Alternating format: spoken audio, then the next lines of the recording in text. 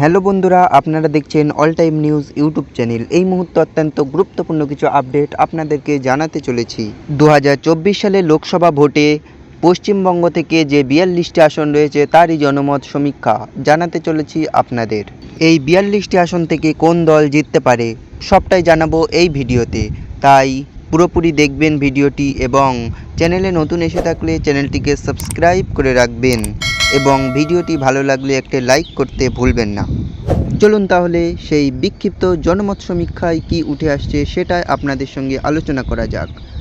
কোচবিহার থেকে বিজেপি জিততে পারে এমনটাই আশঙ্কা করা যাচ্ছে। আলিপুরদুয়ার থেকে বিজেপি, জলপাইগুড়ি থেকে বিজেপি, দার্জিলিংয়ে বিজেপি, কিন্তু রায়গঞ্জে টিএমসি অর্থাৎ তৃণমূল কংগ্রেস জিততে পারে এমনটি জনমত সমীক্ষায় উঠে আসছে। বালুরঘাট থেকে বিজেপি, মালদহ উত্তর থেকে বিজেপি, মালদহ দক্ষিণ থেকে কিন্তু তৃণমূল কংগ্রেস জিততে পারে এমনটাই আশঙ্কা।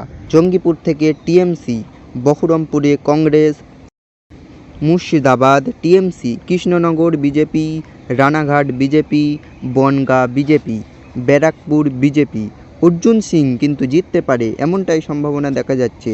দমদম টিএমসি, বারাসাতে টিএমসি, বসিরহাটেও টিএমসি, জয়নগরে টিএমসি, মথুরাপুর টিএমসি, ডায়মন্ড হারবার অভিষেক ব্যানার্জি জিততে পারেন।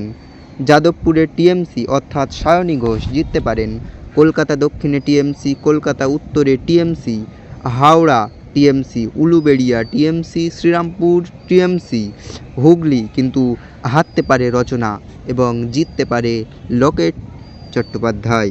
আরামবাগে বিজেপি, তমলুকে বিজেপি অর্থাৎ দেবাংশু ভট্টাচার্য হারতে পারেন এবং অভিজিৎ গঙ্গোপাধ্যায় জিততে পারেন এমনটাই জনমত সমীক্ষায় উঠে আসছে। কাঁথিতে বিজেপি, ঘাটালে টিএমসি অর্থাৎ দেব কিন্তু জিততে পারেন।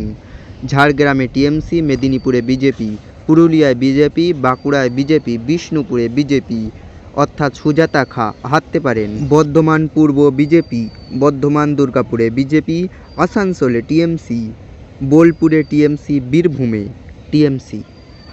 এই হলো বাংলার 42টি আসনের সম্ভাব্য ফলাফল। মোট 42টি আসনের মধ্যে টিএমসি পেতে পারে 21টি আসন, বিজেপি পেতে পারে 20টি আসন এবং কংগ্রেস পেতে পারে, বাম কংগ্রেসের জোট পেতে পারে 1টি আসন। তো বন্ধুরা, এই ছিল আপডেট। আবার দেখা হবে পরের ভিডিওতে।